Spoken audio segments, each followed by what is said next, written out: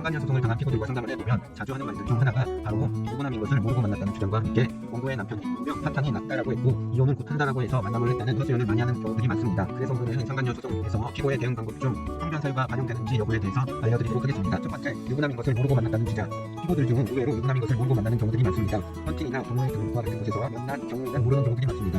어떤 분들은 적장이고 원고 남편이 돌싱이라고 속여서 만나는 경우도 있고, 어떤 분들은 원고 남편이 결혼을 해서 따로 살다 보니 집을 가더라도 혼자 살아가는 모습을 보고 믿는 경우도 있습니다. 만일 본인이 유부남인 것을 정말 몰랐고 원고에게 발각이 된 후에 알게 되었고, 그리고 그 이후에는 전혀 만나지 않았다라고 하면 원고의 청구를 기각시킬 수가 있습니다. 즉 소송에서 이길 수가 있습니다. 물론 본인이 왜 유부남인 것을 몰랐는지 정황과 증거가 반드시 있어야 합니다.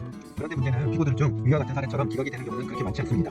왜냐하면 대부분의 피고들이 처음에는 몰랐지만 이후 만남을 하던 중 알게 되는 경우가 대부분입니다. 이와 같이 처음에는 몰랐다 하더라도 유부남인 것을 알고도 만남을 한 경우에는 위자료를 지급해야 하는 상황입니다. 그리고 그런 정황이 있었다고 하더라도 참작이 무조건 되지도 않고 보통 인정되는 위자료가 인정되는 경우가 대부분입니다. 그렇다고 하더라도 피고는 그런 상황이 있으면 주장은 반드시 해야 합니다. 물론 자신은 정말 잘못이 없다는 식의 주장보다는 본인도 속았다는 하소연 식의 주장을 해야 합니다. 두 번째, 원고의 가정이 파탄 났다고 해서 만남을 했다는 주장. 대부분의 피고들이 본인이 만났던 남자들이 자신의 가정은 원고 때문에 이미 파탄이 났다는 식을 말을 하고 조만간 이혼을 할 것이라는 말을 하는 경우가 대부분입니다.